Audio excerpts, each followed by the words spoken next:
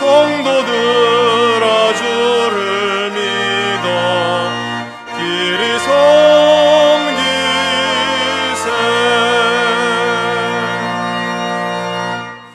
지존자의 은밀한 곳에 거주하며 전능자의 그늘 아래 사는 자여, 나는 여호와께 향하여 말하기를 그는 나의 피난처요 나의 요새요 내가 의뢰하는 하나님이라 하리니, 이는 그가 너를 새 사냥꾼의 올무에서와 심한 전염병에서 건지실 것이미로다.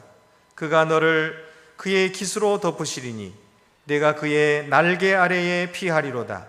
그의 진실함은 방패와 손방패가 되시나니 너는 밤에 찾아오는 공포와 낮에 날아드는 화살과 어두울 때에 퍼지는 전염병과 밝을 때에 닥쳐오는 재앙을 두려워하지 아니하리로다.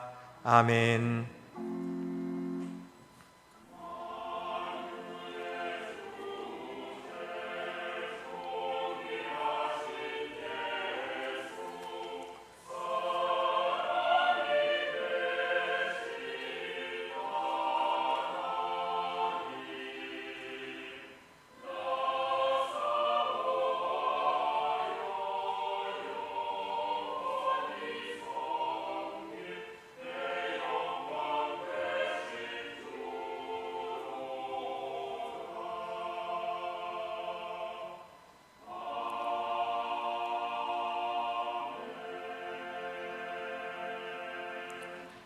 전능하신 하나님, 저희를 사망에서 이끌어내어 생명으로 옮겨주시고 하나님의 가족이 되게 하심을 감사드립니다.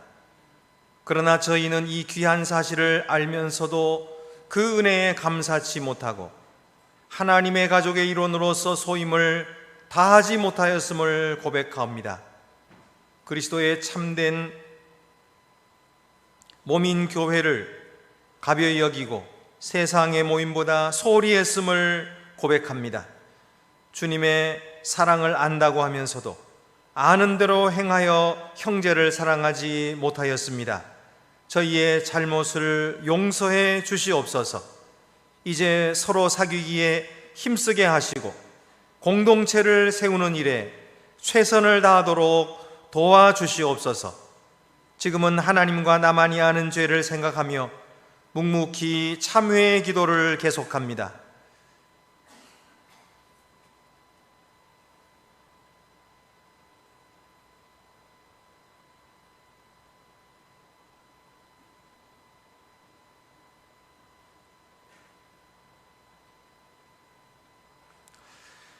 내가 그들의 악행을 사하고 다시는 그 죄를 기억하지 아니하리라. 여호와의 말씀이니라. 아멘.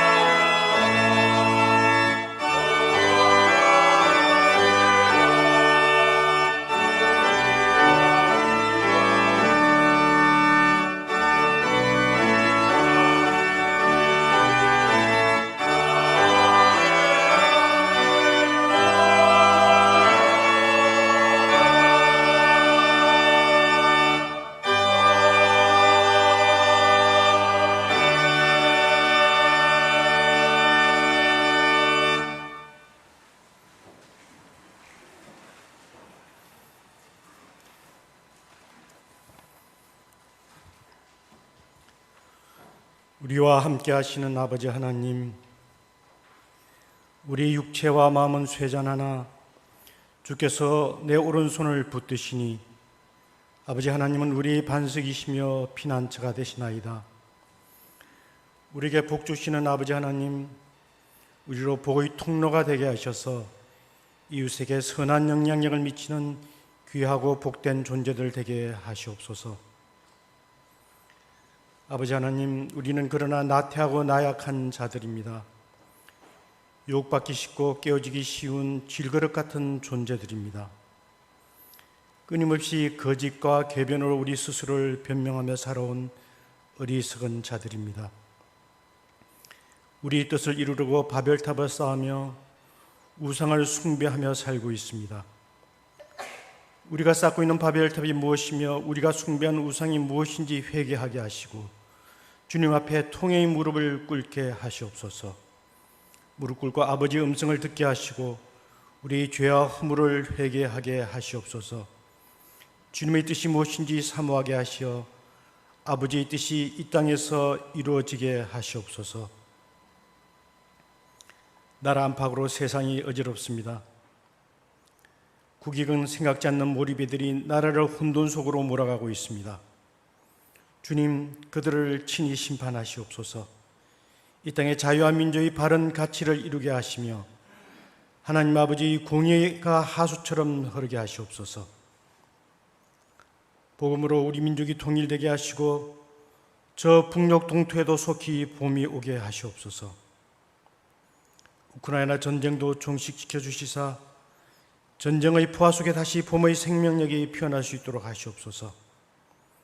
사악한 독재와 전체주의자들을 치시고 곳곳이 평화의 땅들로 회복되게 하시옵소서. 아버지 하나님, 적 그리스도 세력들이 세계 각 교회로 은밀하게 들어와 있습니다. 우리 그리스도인들로 깨어있게 하시고 아버지의 절대적 통치권 아래 주님의 정의와 평화가 이루어지게 하시옵소서. 오늘 하나받아도 주님의 뜻을 이루는 즐겁고 복된 행사가 되게 하여 주시옵소서. 병든 환우들에게는 치유의 강선을 비추어 주시고 어려움 당하는 교우들에게는 환난을 이겨내고 승리하는 신앙의 놀라운 신비를 체험하게 하시옵소서. 새벽에 주님을 만나게 하시고 우리 몸과 마음과 영혼이 주님만을 바라게 하시옵소서. 우리로 성령 충만하게 하시사 주님의 사랑을 드리는 능력의 삶을 살게 하여 주시옵소서. 우리로 주님 주시는 복의 통로가 되게 하여 주시옵소서. 이 시간 온 마음과 정성을 다해 아버지 하나님께 경배하오니 우리의 예배를 받으시옵소서. 찬양계의 찬양을 홀로 받으시오며 우리 찬양대원들의 영혼을 선으로 인도하여 주시옵소서. 오늘도 강단에서는 성령으로 인도된 말씀만이 선포되게 하시고 그 말씀으로 우리 영혼이 소승되게 하여 주시며 우리 삶이 산제사가 되게 하여 주시옵소서. 주님 홀로 영광 받으시오며 예수님의 이름으로 기도드리옵나이다. 아멘. 하늘에 계신 우리 아버지 이름을 거룩하게 하시며 아버지의 나라가 오게 하시며 아버지의 뜻이 하늘에서와 같이 땅에서도 이루어지게 하소서. 오늘 우리에게 일용할 양식을 주시고 우리가 우리에게 잘못한 사람들을 용서해 준 것 같이 우리 죄를 용서해 주시고 우리를 시험에 빠지지 않게 하시고 악에서 구하소서. 나라와 권능과 영광이 영원히 아버지의 것입니다. 아멘.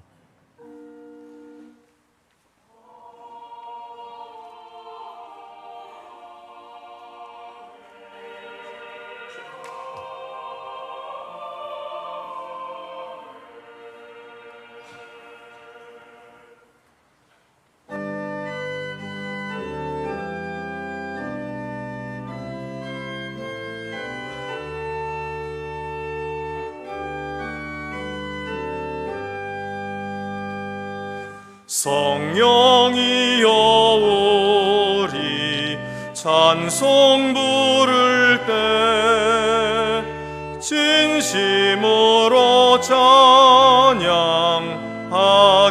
하소서. 성령이여 우리 기도 드릴 때 우리 곁에 계셔 일러주소서.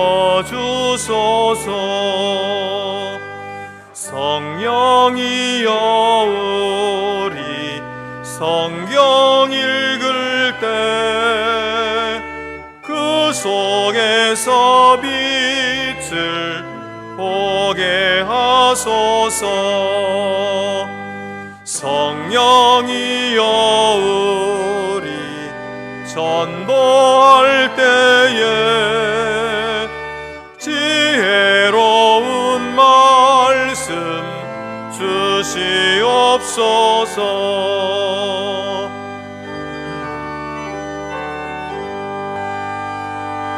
성령이여 우리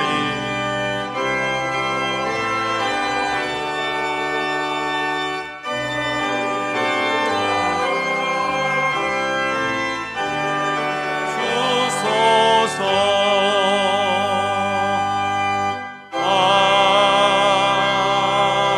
아멘. 주 우리 하나님께 감사함으로 예물을 드립시다.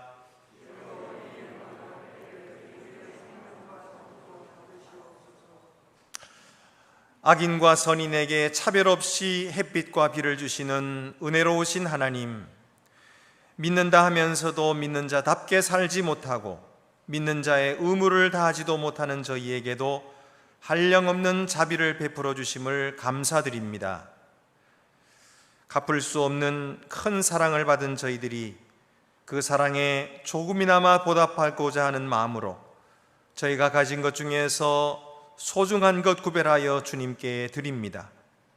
이 예물이 주님의 기쁨이 되게 하옵시고 쓰여지는 곳에 주의 영광이 나타나며 말씀의 사역자들이 힘을 얻고 가난한 자가 용기를 얻으며 주의 복음이 전파되게 하옵소서.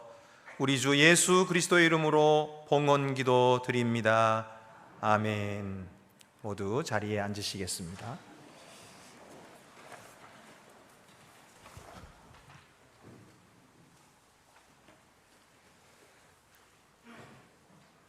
오늘 우리에게 주시는 구약의 말씀은 잠언 18장 21절입니다.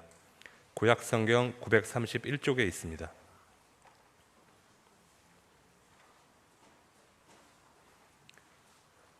죽고 사는 것이 혀의 힘에 달렸나니 혀를 쓰기 좋아하는 자는 혀의 열매를 먹으리라.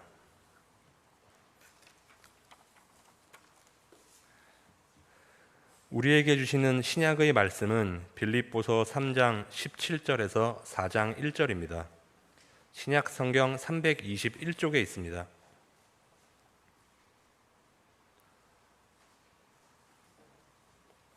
형제들아, 너희는 함께 나를 본받으라. 그리고 너희가 우리를 본받은 것처럼 그와 같이 행하는 자들을 눈여겨보라.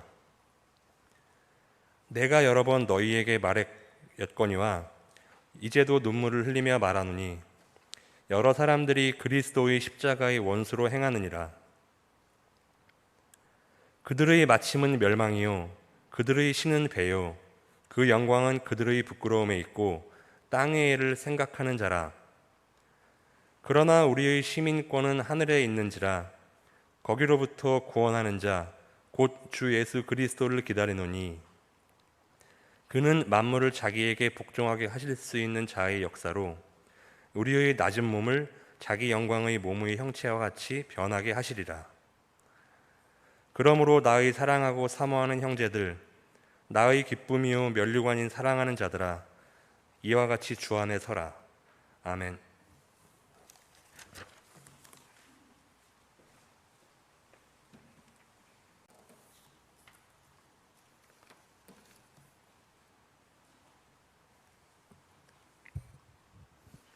우리에게 주시는 복음서 말씀은 마태복음 16장 24절에서 25절입니다.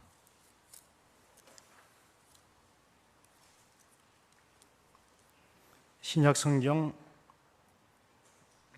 28쪽에 있습니다.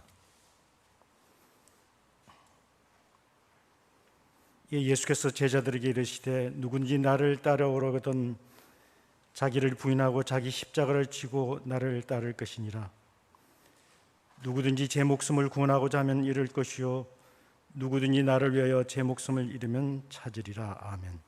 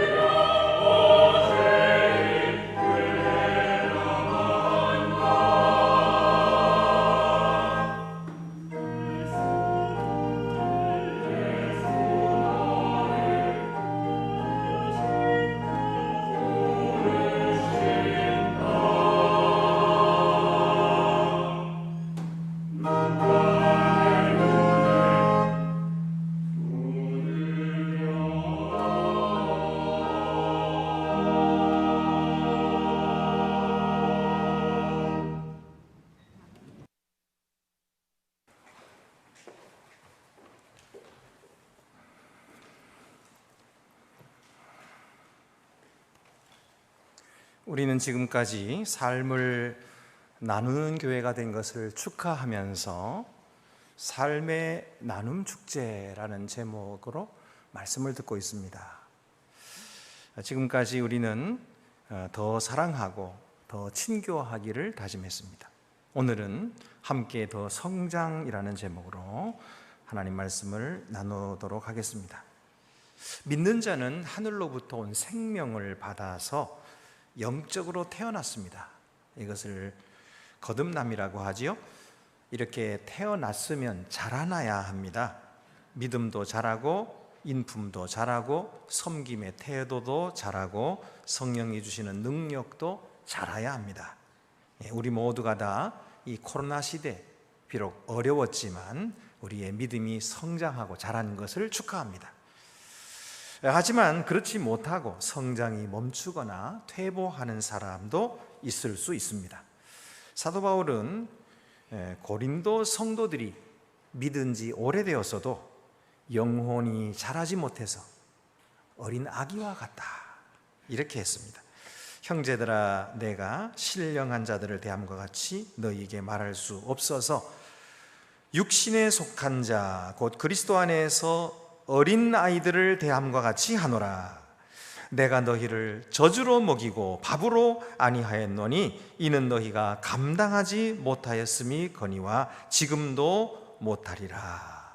어려운 말씀을 전하면은 소화를 못 시켜가지고 곧 시험을 당하고 끙끙끙 대니까 하는 수 없이 사도 바울은 목회할 때에 그들에게 밥을 먹이지 못하고 날마다 젖만 먹인다 이렇게 말씀하고 있습니다. 부끄러운 일이죠. 근데 반대로 데살로니가 성도들에게 편지를 보낼 때는 그들이 믿음이 성장하고 그리고 사랑이 풍성한 것을 하나님께 감사한다 이렇게 적고 있습니다. 형제들아 우리가 너희를 위하여 항상 하나님께 감사할지니 이것이 당연함은 너희의 믿음이 더욱 자라고 너희가 다 각기 서로 사랑함이 풍성함이니, 이렇게 말합니다. 얼마나 그들이 서로 사랑하고 또 믿음이 잘 자랐으면은 그것 때문에 하나님께 항상 감사한다. 그 다음 구절에도 우리가 읽지 않았지만 보면은 그들이 핍박을 견디는 것을 교회들 앞에서 내가 얼마나 자랑하는지 모른다, 이렇게 말씀하고 있습니다. 하늘로부터 우리가 생명을 받았는데 어떻게 멈추지 않고 계속해서 성장할 수 있을까요? 첫 번째로는 서로가 본이 될 때 성장합니다. 서로가 본이 될 때 우리는 성장합니다. 우리가 성숙하기 위해서는 서로에게 모델이 필요합니다. 많은 사람들이 영적인 성숙을 위해서는 그저 하나님의 말씀과 기도만 있으면 된다, 이렇게 말하는데 사실은 그렇지가 않습니다. 사실은 영적인 성장을 위해서는 사람들이 필요합니다. 그러니까 그리스도를 닮은 성품을 가진 사람들을 만날 때, 그때에 그 관계를 통해서 성장하는 것이지 고립되면 결코 성장할 수가 없습니다.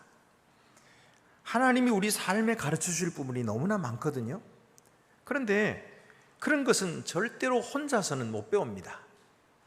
그것은 공동체 안에서만 배울 수 있습니다.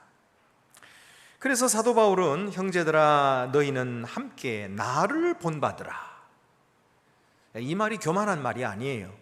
사도 바울은 정말로 자기를 본받으라, 이렇게 말씀하고 있어요. 왜냐하면 사도 바울 자신이 예수 그리스도를 그렇게 본받았고 또 본받고 있기 때문이에요. 그리고 너희가 우리를 본받은 것처럼 그와 같이 행하는 자들을 눈여겨보라. 그러니까 나에게서 본을 받아가지고 성숙한 신앙을 가진 사람들을 눈여겨보고 그들에게서 또 본을 받아라, 이렇게 말씀하고 있어요. 사도 바울은 성도들에게 많은 말씀을 가르쳤지만은 그 말씀으로는 충분하지 않았던 것입니다. 성도들이 신앙이 성장하기 위해서는 반드시 본이 필요했던 것이에요. 신앙의 원리를 어떻게 삶에 적용하는지 보아야 배울 수 있게 되는 거죠. 우리가 듣고 배운 이 복음이 어떻게 일상의 환경 속에서 번역되고 실천되며 삶의 습관과 태도가 형성되는지를 보아야 배우는 것입니다. 사도 바울이 여러 도시들을 돌면서 교회를 개척했잖아요. 근데 그가 어떻게 교회를 그렇게 많이 개척했을까요? 그는 그저 사람들 속에 살아감으로써 교회를 개척했어요. 사람들 속에 살아가면서 자기 자신이 살아있는 성경으로서 말씀이 육신이 되어 우리 가운데 거하신 그리스도를 그냥 나타냈던 것입니다. 그래서 사람들은 바울과 함께 거하면서 그가 육체로 진리를 살아가는 모습을 보고 그리고 배워서 성장해서 교회가 되는 것이죠. 사도 바울은 그렇게 교회를 세우고 그 도시를 떠난 후에도 그들에게 편지를 썼습니다. 너희는 내게 배우고 받고 듣고 본 바를 행하라. 내게 배우고 받고 듣고 본 바를 행하라. 그러니까 나의 본대로 살아라는 거예요. 그리하면 평강의 하나님이 너희와 함께 계시리라. 여러분, 이 본을 보여주는 것이 얼마나 중요한지 몰라요. 여러분이 신앙을 갖게 되었을 때에 처음으로 신앙을 갖게 되거나 또는 신앙 성장할 때 누가 여러분의 본이 되어 주셨나요? 분명히 본이 있을 거예요. 여러분 각자에게 다 여러분의 본이 있을 것입니다. 그들은 어떤 모습으로 여러분의 삶에 영향을 주었습니까? 그런 본이 여러분에게 있었던 거죠. 제가 좀 더 어려운 질문을 한다면은 여러분들은 다른 사람에게 본이 되고 있습니까? 어떤 모델이 되고 있습니까? 이제 우리가 다른 사람에게서 본을 받았으면 이제는 내가 본을 보일 차례가 됐어요. 우리는 형제들에게, 자매들에게 신앙의 본, 믿음의 본을 보여주어야 되겠다. 제가 군대 갔는데 훈련소에서 교관이 총 쏘는 법을 가르쳐 주는 거예요. 그래서 총의 제원은 어떻고 길이는 어떻고 사거리는 몇 메타고 뭐 이런 거를 가르쳐 주는 거예요. 아무리 들어도 총을 어떻게 쏘는지를 모르겠는 거예요. 근데 교관이 이제 너희에게 시범을 보여주겠다. 조교 앞으로. 조교를 부르는 거예요. 빨간 모자를 쓴 조교가 딱 앞으로 나가지고 차렷. 그러고서는 앞에 총 엎드려 쏴. 그러니까 탁탁탁 해가지고 엎드려 쏴를 다 하는 거예요. 그 모습을 보니까 엎드려 쏴는 저렇게 하는 거구나. 앉아 쏴는 저렇게 하는 것이고 서서 쏴는 저런 모양이구나. 저렇게 하는 것이구나. 이게 그제서야 알게 되는 거예요. 여러분, 본을 봐야 배우는 거예요. 이 신앙생활도 훌륭하게 신앙생활을 하는 장로님을 볼 때 나도 저 장로님처럼 저렇게 살아야지.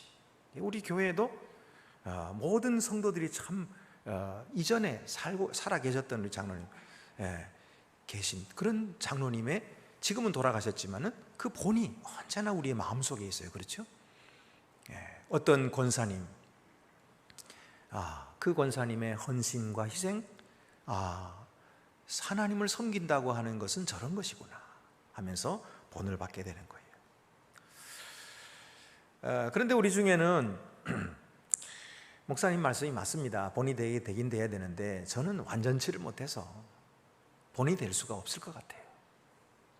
이렇게 말씀하시는 분이 분명히 있을 거예요. 그런데 만약에 완전한 사람, 믿음이 온전한 사람만 본이 될 수 있다면은 이 세상에 본이 될 사람이 누가 있겠습니까? 아무도 없을 거예요. 우리 모두에게는 약점이 있습니다. 그렇지만은 본이 돼야 돼요. 어떻게 그러면 약점이 있는데 본이 될 수가 있어요? 약점을 솔직하게 인정하면 됩니다. 내가 약점이 있어요. 모자람이 있어요. 근데 솔직하게 인정하면 괜찮습니다.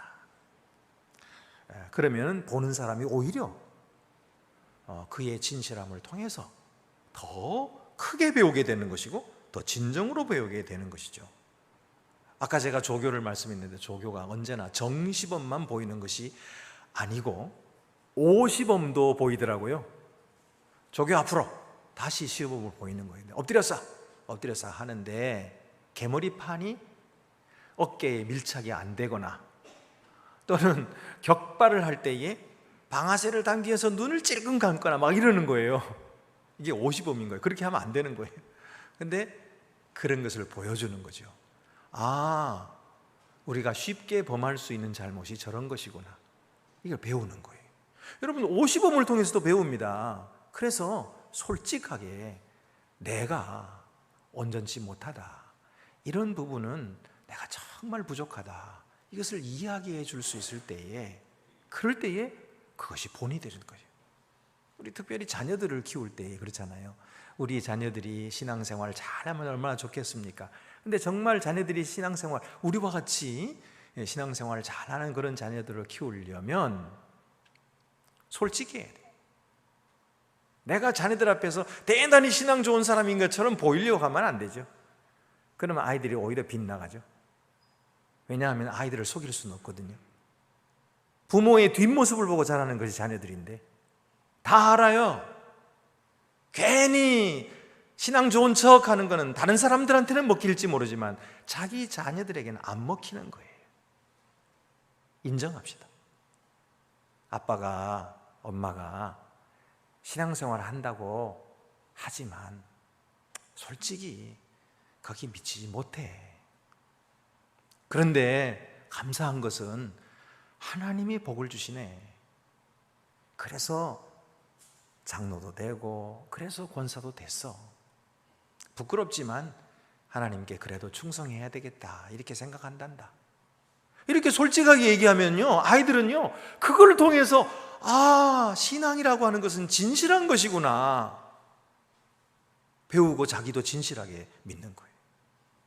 그래 신앙을 갖게 되는 거죠. 신앙이라는 게 어디 완전한 게 어디 있어요?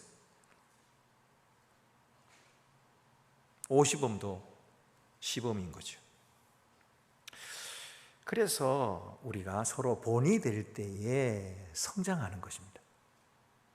두 번째는 서로 격려할 때 성장합니다. 우리는 죽일 능력도 있고 살릴 능력도 있습니다. 근데 세상으로부터 듣는 많은 말들은 죽이는 말들이에요.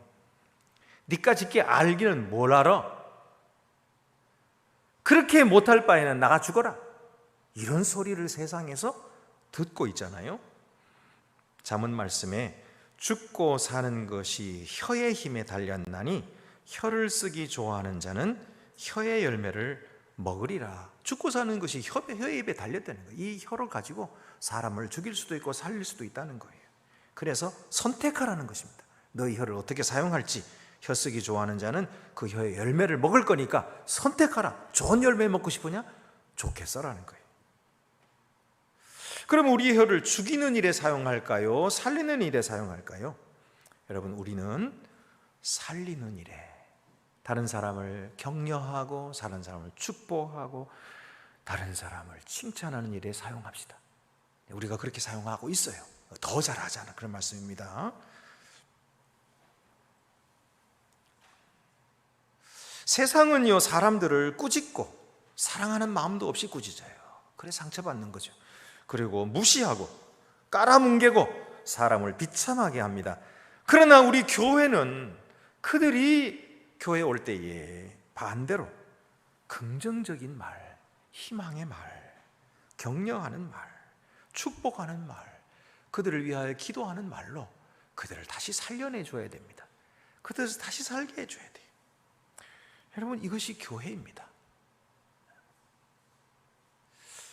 여러분, 세상 사람들이 그런 말을 들으려고 오지 혼나려고 교회 오겠어요? 잘못한다고 꾸지람 들으려고 오겠어요? 아닙니다. 교회는 덮어줘야 돼요.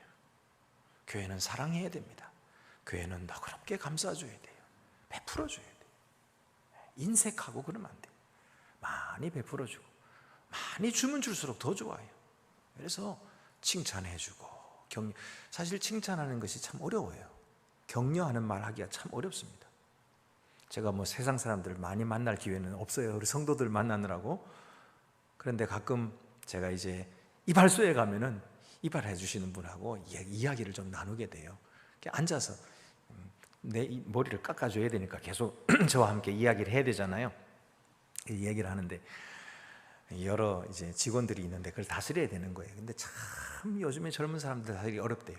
그래서 어떻게 그러면 이렇게 잘 다스리고 좋은 가게를 만드셨습니까? 물어보면요, 참 그게 그렇다고. 이 젊은 사람들도 칭찬받기를 좋아한다고. 그래서 야, 손님이 너 참 잘한다 그러더라 칭찬해 주면은 그러면 걔가 달라지더라는 거예요. 달라지더라. 꾸짖어가지고는 절대로 안 달라지는데 칭찬하면 달라지더라는 거예요. 그래서 저도 배웠어요. 그렇구나. 꾸짖으면 안 되겠구나. 칭찬해야 되겠구나. 그런 생각을 했어요. 여러분, 칭찬은 고래도 춤추게 한다는 말도 있잖아요. 이렇게 우리가 격려하는 말, 칭찬하는 말이 사람을 살리는 것입니다. 우리가 다른 사람을 격려하는 말을 함으로써 남을 도와줄 때에 그들의 삶에는요, 우리의 그 말 한마디가 하나님의 음성이 될 수도 있어요. 예수님께서 누가복음 13장에 보면은 18년 동안 일어서지 못하는 여인을 안식일에 고쳐주셨거든요. 그랬더니 회당장이 나와가지고 예수님께 물었습니다. 당신은 어찌하여 안식일에 하지 못할 일을 하십니까? 그때 예수님께서 뭐라고 대답하셨냐 하면, 너희가 당나귀가 구덩이에 빠졌으면 안식일이라고 건져주지 않겠느냐? 당나귀는 건져주면서 내가 지금 이 사람에게 나는 아브라함의 딸을 사탄의 속박에서부터 건져 자유케 하였느니라. 그렇게 말씀하신 거예요. 예수님은 이 여인을 늙은 자라고 부르거나 또는 꼬부라진 자라고 부르지 않았습니다. 그를 이스라엘의 자녀라 그렇게 불렀어요. 존중하신 것이죠. 그것보다 더 중요한 것은 그 여인이 영적인 도움이 절실한 자, 육체적인 도움이 절실한 사람이었기 때문에 그를 고치는 일이 다른 일상을 하는 일보다 우선해야 될 일이다. 먼저 해야 될 일이다. 그래서 내일까지 기다리지 않고 안식일에 고쳐 주었다는 거예요. 여러분, 이 말을 들은 이 여인이 얼마나 위로가 되고 그 마음에 얼마나 큰 복이 되었겠습니까? 예수님께서 나를 이렇게 귀하게 여겨주시는구나. 예수님께서는 육체만 고쳐주신 것이 아니라 여인을 세워주신 것입니다. 여인을 세워주셨어요. 여인은 사랑받는 아브라함의 딸이 된 것입니다. 주목받을 만한 가치가 있는 존재가 된 것입니다. 나중에 시간 나면 도와줄 사람이 아니라 모든 일보다 우선해서 도와줘야 할 충분한 가치가 있는 사람이 된 것이죠. 이것이 예수님께서 행하시는 일이고 오늘 우리들에게도 해주신 일 아닙니까? 그렇다면 우리들도 그렇게 해주어야 할 것입니다. 또한 격려는 성령께서 하시는 일입니다. 예수님께서 요한복음 14장 26절에 보혜사 곧 아버지께서 내 이름으로 보내실 성령 그가 너희에게 모든 것을 가르치고 내가 너희에게 말한 모든 것을 생각나게 하리라 그렇게 말씀하시는데, 여기에서 말씀하실 때에 성령을 보혜사라고 부르셨죠. 헬라어 파라클레이토스입니다. 이 파라클레이토스라는 것은 파라, 곁에서, 클레이토스, 도와준다 그런 뜻이거든요. 그러니까 영어로 말하면 advocate, 옹호해 주는 자, 또 comforter, 위로자, 상담자 그런 뜻입니다. 그러니까 성령은요 곁에서 우리를 도와주시되 우리를 옹호해 주시는 분이고 우리를 위로해 주시는 분이라는 거예요. 그러니 성령께서 하시는 일이 바로 우리를 격려해 주시는 일이에요. 우리를 격려해 주시고, 사탄이 우리를 지적하고 비판하고 그럴 때 우리를 옹호해 주시는 분이에요. 이 사람은 그런 사람이 아닙니다. 이 사람은 하나님의 의로운 자입니다. 그리고 우리의 마음을 위로해 주시는 거예요. 너의 상처가 치료되기를 원한다. 우리를 옹호해 주시고 치료해 주시고 우리를 변호해 주시는, 우리를 위로해 주시고 우리를 상담해 주시는 그런 분이라는 거예요. 그러니까 우리가 만약 다른 사람을 칭찬하고 격려한다면 그것은 무슨 사역이 될까요? 이것은 성령의 사역에 동참하는 것입니다. 세상 사람들은 그렇게 할 수 없지만 우리는 성령을 받은 자예요. 그렇기 때문에 우리가 그런 일을 하게 되면 성령께서 기뻐하시는 것입니다. 성령께서 오늘도 우리에게 충만하게 하셔서, 성령으로 충만하게 하셔서 그 마음으로, 그렇게 할 마음으로 차고 넘치게 하시는 거예요. 그래서 다른 사람 볼 때 물론 흠도 많지만 흠이 아니라 잘하는 면이 부각되게 보이게 하시는 거죠. 그래서 그가 높이 보이게 하는 거예요. 그래서 칭찬하고 격려하고 그렇게 하게 만드시는 것입니다. 이것이 성령 충만한 자의 삶인 것입니다. 그렇게 성령의 격려사에게 동참하게 하시는 것입니다. 그러므로 우리가 서로 격려할 때 성장합니다. 세 번째로는 서로를 우선시할 때 성장합니다. 서로를 우선시할 때 성장합니다. 빌립보서 2장 3절 말씀 보면 아무 일에든지 다툼이나 허영으로 하지 말고 오직 겸손한 마음으로 각각 자기보다 남을 낮게 여기고, 각각 자기보다 남을 낮게 여기라. 이것이 진정한 겸손인 거예요. 이렇게 다른 사람을 우선시할 때에 성장이 있게 되는 것이죠. 온 세상이 다 나만 생각한다, 나만 바라보고 있다, 이렇게 생각하면 안 돼요. 내가 이 세상의 중심이 아니거든요. 나를 위해서 세상이 존재하는 것이 아닙니다. 이 세상은 하나님을 위해서 창조되었어요. 이 모든 만물들은 하나님을 위한 것입니다. 그래서 그 목적이 하나님을 위해서 창조된 거예요. 우리들도 마찬가지입니다. 그래서 우리는 내 인생은 나의 것이라고 노래 부르면 안 돼요. 내 인생은 나의 것이 아니고 내 인생은 주님의 것입니다. 주님을 위해서 우리가 이 세상에 태어났고, 주님을 위해서 살아가고, 주님을 위해서 목숨 바치고, 주님을 위해서 충성하는 것이 우리가 이 세상에 있는 목적인 것입니다. 그래서 여러분, 이 세상은 주님을 중심으로 돌아가는 것이지 나를 중심으로 돌아가는 것이 아니에요. 내가 그렇게 대단한 것이 아닌 거예요. 주님이 대단하신 것이죠. 그래서 주님을 대단하게 여기고 주님을 위해 살아가는 삶은 결국 남을 먼저 생각하는 삶인 거예요. 남을 우선시하는 삶인 것입니다. 그래서 예수님도 누구든지 제 목숨을 구원하고자 하면 잃을 것이요, 누구든지 나를 위하여 제 목숨을 잃으면 찾으리라, 이렇게 말씀하셨어요. 자기 목숨 자기가 얻겠다고 하면 반드시 잃을 것이다. 그러나 남을 위하여 자기 목숨을 잃으면 내 목숨은 찾을 것이다. 참 역설적인 말씀 아니에요? 근데 예수님께서 그렇게 하셨어요. 말씀만 그렇게 하신 것이 아니라 그렇게 사셨거든요. 자기 목숨보다도 여러분과 저를 우선하게 생각하신 거예요. 그래서 우리들을 위하여 예수께서 자기의 목숨을 버리신 것이죠.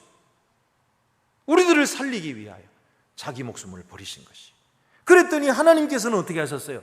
예수 그리스도를 죽음에서 일으키시고 하나님의 보좌 우편에 앉히시며 모든 만물들이 그의 발 앞에 복종하게 하시고 그를 생명의 주가 되게 하신 것입니다. 자기의 목숨을 잃으면 얻을 것이다 하신 말씀 그대로예요. 그래서 여러분, 오늘 우리가 다른 사람을 우선시하는 그런 삶을 살면은 곧 주의 길로 행하게 되는 것입니다. 주님의 길로 따라가는 삶이 되는 것입니다. 세상은 이기적인 삶을 가르치고 자신을 위해 사는 삶을 부추기고 유혹하지만 성경은 우리에게 다시 말씀합니다. 고린도전서 10장 24절, 누구든지 자기의 유익을 구하지 말고 남의 유익을 구하라. 자기 유익 구하지 말고 남의 유익을 구하라. 남을 나보다 먼저 생각하고 남을 먼저 유익하게 하는 것이 성장이다. 성경이 가르치고 있는 것입니다. 그럼 어떻게 하면 남을 먼저 생각할 수 있을까요? 남을 먼저 생각한다는 것이 도대체 뭡니까? 남을 나보다 낫게 여긴다, 무슨 말입니까? 구체적으로 말씀드린다면 경쟁을 희석하는 것입니다. 오늘날 저출산 문제가 심각합니다. 최근에 발표된 내용을 보면 2023년에 예식장의 절반이 없어질 것이다. 앞으로 5년 있으면요, 예식장의 절반이 없어진대요. 왜냐하면 결혼을 하지 않는 세대들이에요. 젊은 사람들이 결혼을 하지 않아요. 비혼 시대가 된 거예요. 그러니까 자식들도 못 낳죠.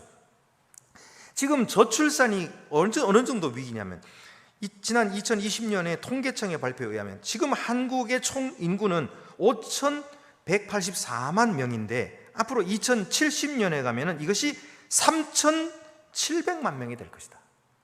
거의 절반으로 줄어드는 거예요. 이 통계청이 발표한 것입니다. 아주 심각한 문제입니다. 이게 왜 이렇게 저출산이 되느냐, 그 원인이 뭐냐 하고 많은 학자들이 따지고 전문가들이 분석을 해본 결과 어떤 사람들은 집값 때문이다. 수도권이 너무 비싸서. 그런데 사실 집값 때문만은 아니에요. 비수도권 지역에 집값 싼 곳들이 많이 있는데 그러면 그 집값 싼 곳에 저출산 해결되느냐? 아니거든요.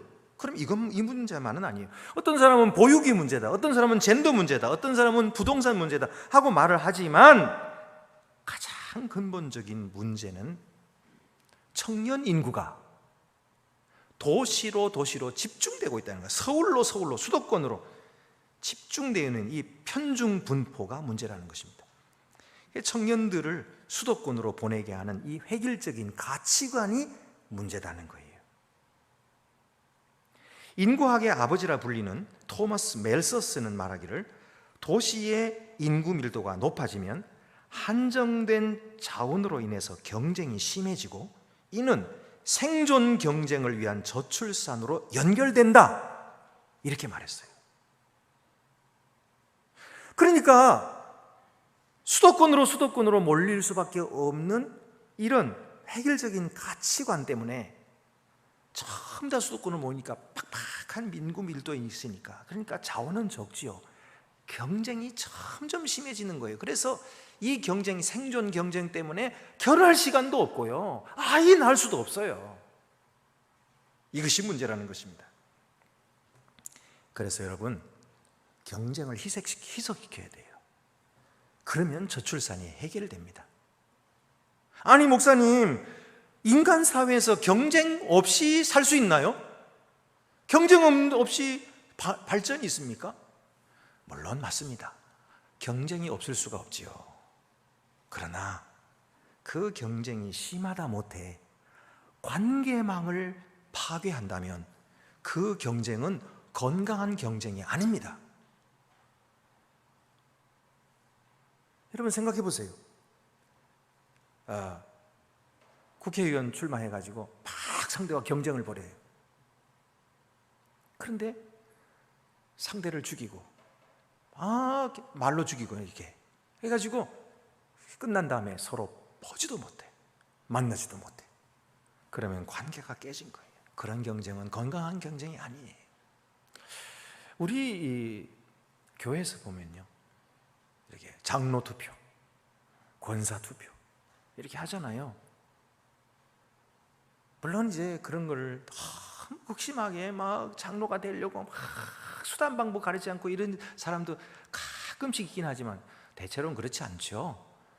그렇지 않고 그저 다른 사람을 생각하고 그래 합니다. 다 끝나고 나서 만나지 못한 사람이 생기고 관계가 깨져버린다면 그것은 건강한 경쟁이 아닌 거죠.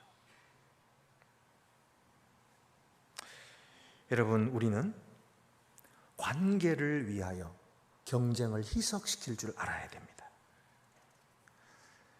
다른 사람 다 짓밟고 내가 1등이 됐다. 나만 살아서 어떻게? 무슨 소용이 있습니까? 나만 살아서 다른 사람 다 죽으면 그럼 그 1등이 무슨 소용이 있어요? 남이 있어야 내가 있는 것이죠. 오늘 내가 공부를 많이 했다. 그래서 좋은 직장에 다닌다. 높은 자리에 있다. 물론 훌륭하게 노력하셨어요.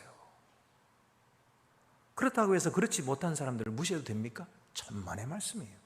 그럼 가난한 사람들은 열심히 안 해서 그렇습니까? 아닙니다. 열심히 했어요. 그러나 병들기도 하고 그런 기회가 없어서 가난하게 된 것, 그런 사람들이 얼마나 많습니까?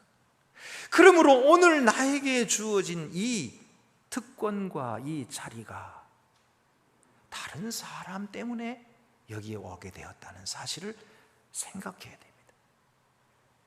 그것을 기억하고 그것을 생각하고 다른 사람을 위해서 섬길 줄 알고 다른 사람을 품어줄 줄 아는 사람이 될 때에 이런 나누어주는 삶이 있고 다른 사람을 우선하는 그런 사랑이 있을 때에 사회는 건강해지고 사회는 행복한 사회가 되는 것이죠.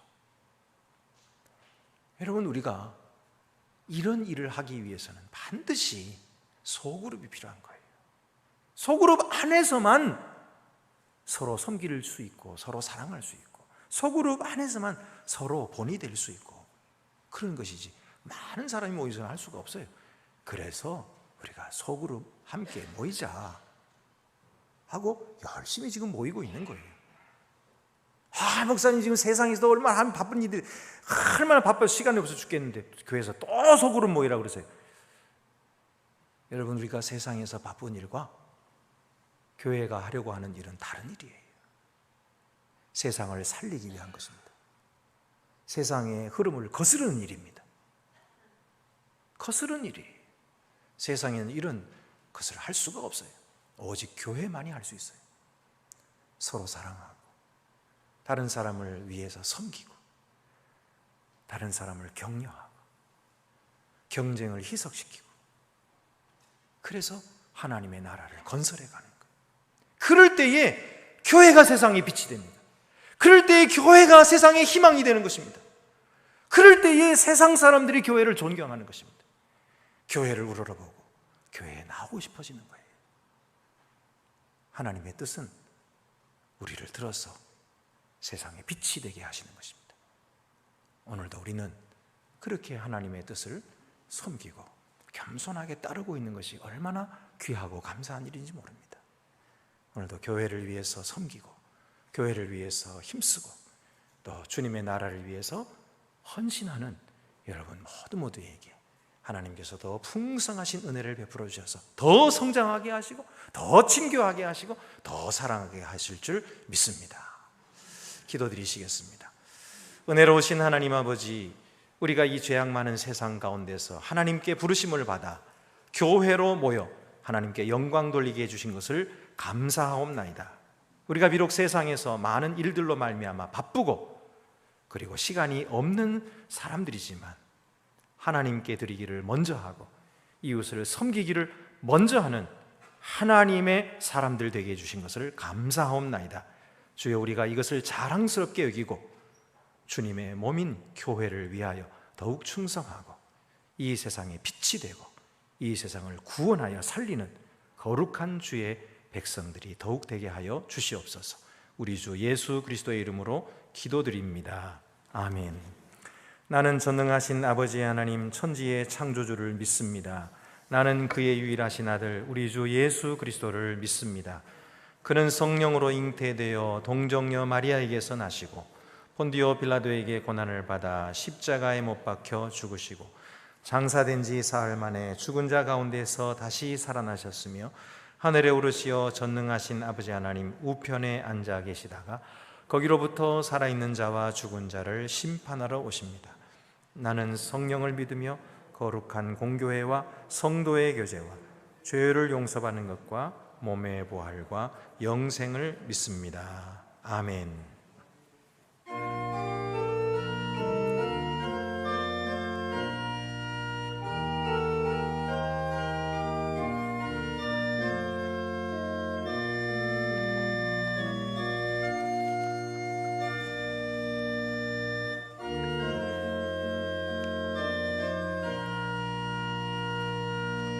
주님의 마음을 본받는 자, 그 맘에 평강이 찾아옴은 험악한 세상을 이길 힘이 하늘로부터 임함이로다. 주님의 마음 본받아 살면서 그 거룩하심 나도 이루리.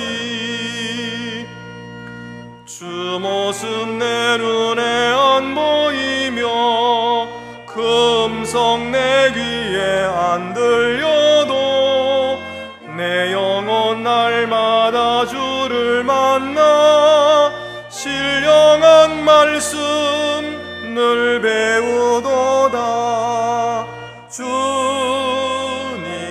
마음 본받아 살면서 그 거룩하심 나도 이루리. 가는 길 거칠 검하여도 내 맘에 불평이 없어짐은 십자가 고난을 이겨내신 주님의 마음 본받음이라. 주님의 마음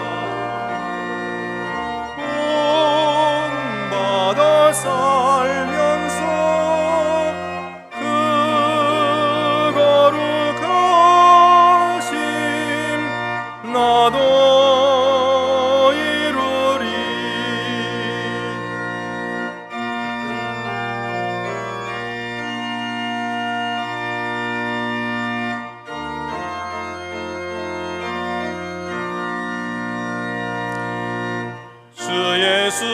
세상에 다시 오실 그날엔 무성도 변하여 주님의 빛나는 그 형상을 다 함께 보며 주 찬양하리.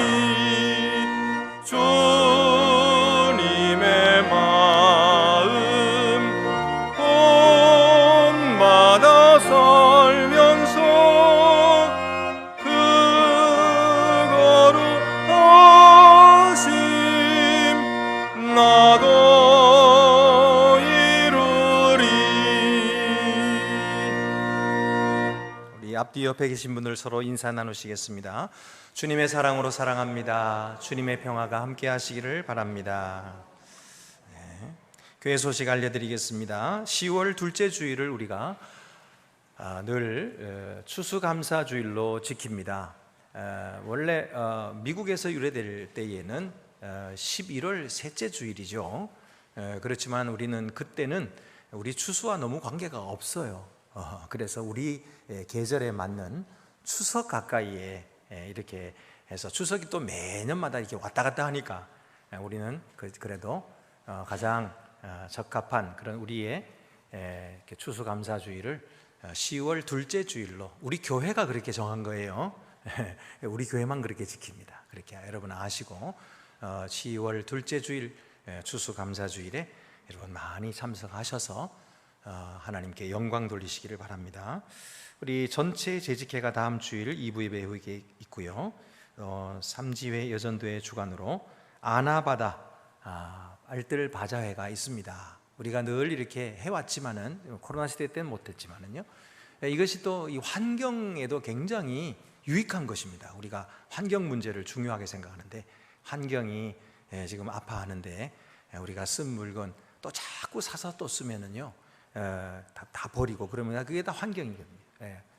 그래서 버리지 말고 우리가 쓸 수 있는 것은 더 나눠 쓰자. 그래서 아끼고 나누고 바꾸고 다시 쓰고. 그래서 아나바다인데요. 우리 여전도에서 너무너무 수고를 많이 해주셔요. 여러분 많이 참여해 주시고 같이 협조해 주셔서 어떤 분은 목사님 우리 교회에서 이렇게 장사해도 됩니까? 그러는데요. 여러분 이건 장사해서 이득을 남기려고 하는 것이 아니에요. 예수님 그때 당시에는 뭐 제사장하고 결탁해가지고 다 돈 위해서 그런 건데 이건 돈이 위해서 한 게 아니고 우리 이웃을 위해서 하는 것이고 만약에 거기서 수익금이 있으면 다 이웃을 위해 사용하고 교회를 위해 사용합니다. 그러니까 이거는 장사가 아니에요. 그러니까 뭐 돈 줬다 샀다 그래서 장사라 생각하지 마시고 함께 참여해 주시고 적극적으로 도와주시고 또 격려해 주시기를 바랍니다. 우리 한심 여전도회에서 가을 나들이를 27일 날 가게 되겠습니다. 많이 참여하시기를 바라고요. 또 우리 9월 정기당회와 10월 정책당회는 10월 3일 날 있게 되겠는데 하루 종일 우리 장로님들이 애를 많이 쓰시겠습니다. 여러분 기도해 주시기를 바랍니다. 또 우리 예산 수립을 위해서 각 부서에 사업계획서, 예산 신청서 꼭 제출해 주시기를 바랍니다. 우리 주차장 지난주부터 해영회관 주차장을 이용하고 있는데 여러분께서 협조해 주셔서 감사합니다. 앞으로도 계속해서 이렇게 해영 주차장 사용해 주시기를 바랍니다. 감사한 것은 우리 안일현 장로님, 이기현 집사님 가정에서 상을 지내시고 교회에 감사한 마음으로 떡을 여러분들에게 제공해 주셨습니다. 나가실 때 받아가시기를 바랍니다. 또 K1 어린이 영어교실 매주일 오후 1시 반에 있습니다. 우리 자녀들 많이 보내주시고 믿음의 교육을 받을 수 있게 되기를 바랍니다. 오늘 이 시간에 여러분들에게 소개해 주실 분이 계십니다. 우리 윤철구 허인선 교우의 따님이신 윤수영 교우가 오늘 미국에서 한국을 방문 중에 예배에 참석하셨네요.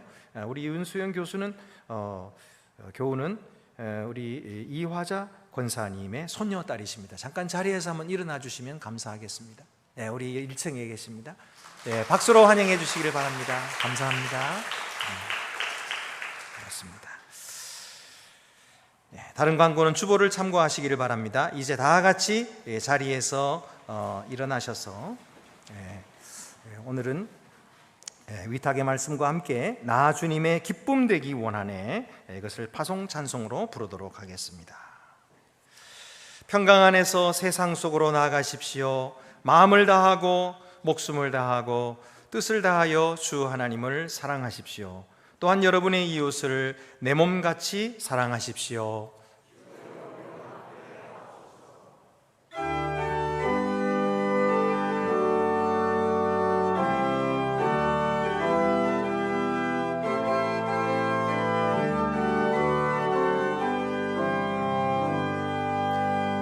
나 주님의 기쁨 되기 원하네. 내 마음을 새롭게 하소서. 새 부대가 되게 하여 주사 주님의 깊이 추게 하소서. 내가 원하는 한 가지 주님의 기쁨이 되는 것. 내가 원하는 한 가지 주님의 기쁨이 되는 것. 겸손히 내 마음 드립니다. 나의 모든 것 받으소서.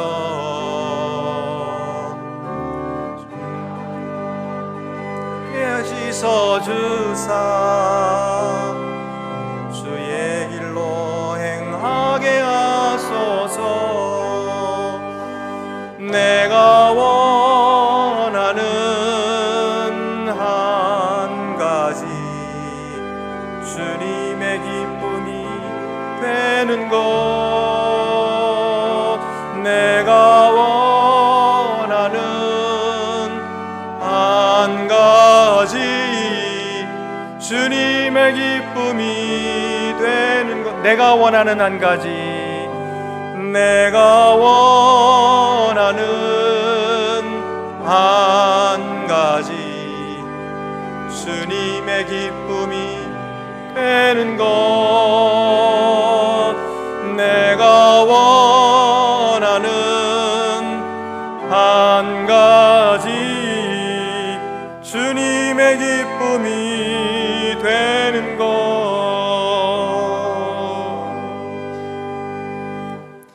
이제는 교회를 사랑하사 자신의 목숨까지 주신 주 예수 그리스도의 은혜와 성도들에게 베풀어 주시되 필요한 모든 것을 공급해 주시는 아버지 하나님의 사랑과 믿는 자들이 서로에게 본이 되어 성장케 하시는 성령의 교통하심이 주의 날에 모여 예배하는 하나님의 자녀들을 위해 이제와 영원토록 함께하옵시기를 축원하옵나이다.